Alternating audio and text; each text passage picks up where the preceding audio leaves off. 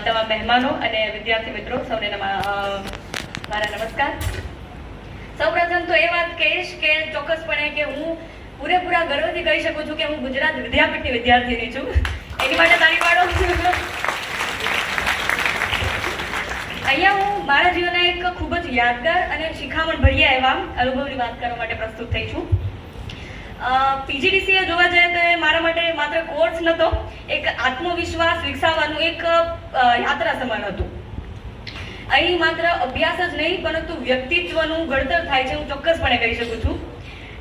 ઘણું બધું શીખવા મળ્યું. જેમ કે ક્લાસથી શરૂઆત કરું તો વર્ગખંડના જેટલા વિદ્યાર્થીઓ હતા, જેટલા પ્રોફેસર્સ હતા, જે કંઈ પણ શીખવા, પછી એ કોમ્પ્યુટરની લેંગ્વેજીસ હોય કે અહીંયા સફાઈનું કાર્યક્રમનું લિસ્ટ બનાવવાનું હોય, એઝ અ સીઆરની કોઈ એક્સપિરિયન્સ હોય કે ક્લાસની કેવી રીતે મેનેજ કરવો, બધાને કેવી રીતે કેવું કે ચાલો આપણે બધા સાથે મળીને કંઈક કરીએ.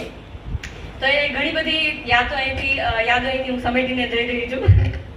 અને બીજું પ્રોફેસર્સની વાત કરું તો મારો પર્સનલ અનુભવ એવો કહે છે કે કોઈ પણ સમસ્યા હોય એનું સમાધાન અહીંયાના પ્રોફેસર્સ પાસે ન હોય એવું બન્યું નથી. અત્યારે હું ખાસ વાત કરું તો જીતુ સર છે, રુચિતા મેમ છે, સંપર્ક કરવો એટલે મારી જે સમસ્યાનું સમાધાન હજી સુધી આવે છે. એવું નથી કે ભૂતપૂર્વ વિદ્યાર્થી છે વહી ગયા એટલે અત્યારે પ્લેસમેન્ટ પણ રુચિતા મેમના કારણે મને મળી છે. Thank you so much.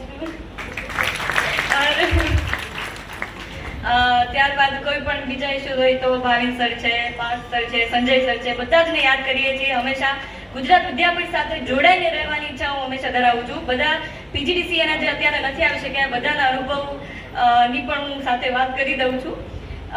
સાથે સાથે બેડા મેડમ તો સાથે જ છે હંમેશા, કાંઈ પણ હોય તો. ત્યારબાદ અહીંયાની લાઇબ્રેરીની વાત કરું તો નોર્મલી વિદ્યાર્થીઓ અત્યારે ફોનના એડિક્શનમાં હોય કે ચલો ફોન છે તો કઈ જરૂર નથી, પણ વિદ્યાપીઠની લાઇબ્રેરીનું વાતાવરણ એવું છે કે એટલા બધા મસ્ત પુસ્તકો છે, નાના બાળકોથી લઈને ઉચ્ચ અભ્યાસ સુધીના પુસ્તકો છે.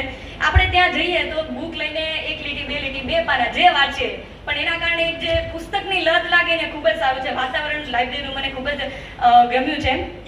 દેન શનિવારના યોગા હંમેશા યાદ આવશે, પ્રાર્થના, ચરખો, સ્પેશિયલ તો પદયાત્રાનો જ્યારે કાર્યક્રમ થયો ને ત્યારે મને એવું થયું કે આ શું, અમે તો અહીંયા કોમ્પ્યુટર શીખવા માટે આવ્યો છે અને ગામમાં જઈને આવી રીતે પ્રાકૃતિક ખેતીનું કહેવાનું, પણ એ અનુભવ એ આપણા જીવન ઘડતરમાં ખૂબ જ ઉપયોગી છે. કારણ કે આગળ જઈને જેવી રીતે કોમ્પ્યુટરની લેંગ્વેજીસ કામ છે, મશીન સાથે તો કામ કરી લઈએ, પણ માણસો સાથે કેવી રીતે મહેનત કરવું ને એ જીવનમાં ખૂબ જ ઇમ્પોર્ટન્ટ છે.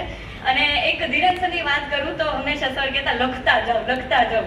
જીએસએફનો લેક્ચર આવે ને એટલે સર કે લખતા જાઓ. તમને તો કે શું નાના છોકરાની જેમ સર વખતે કે છે એક પોઈન્ટ લખતા જાઓ. પણ મારો પર્સનલ એક્સપિરિયન્સ કહું તો અત્યારે જે જોબ કરું છું એમાં જે પ્રોસેસ આપણે લખતા જઈએ આપણને જ નહીં, કોવર્કર્સ જે હોય બધાને હેલ્પ કરે છે. અને જીવનના ગ્રોથ માટે એક વ્યક્તિ, એક પળ, એક પ્રોફેસર બધા જ મને ખૂબ જ ઉપયોગી થયા છે, જેમાંથી હું બધું શીખી છું. અને પીજીડીસીએના કોઈ પણ સ્ટુડન્ટ્સ હોય તે હું એને એટલું જ કહીશ કે તમે લોકો એક વર્ષ છે તમારી પાસે, ફોન છે, સાધનો ઉપલબ્ધ છે, પ્રોફેસર્સ છે, તો એક વર્ષમાં જેટલું તમારેથી ગેઇન થતું હોય નોલેજ એટલું ગેઇન કરી લેજો. અને જ્યારે સીઆરની મીટિંગ હોય ત્યારે સરની કેબિનમાં મેં જોયેલા છે બે કોટ, એ હંમેશા મેં નોટ કરીને રાખ્યા છે અને એ હંમેશા મને પ્રેરણા આપે છે. પહેલું છે no matter how good you are you can always be replaced. અને સેકન્ડ છે going back to your roots always seems like the perfect solution.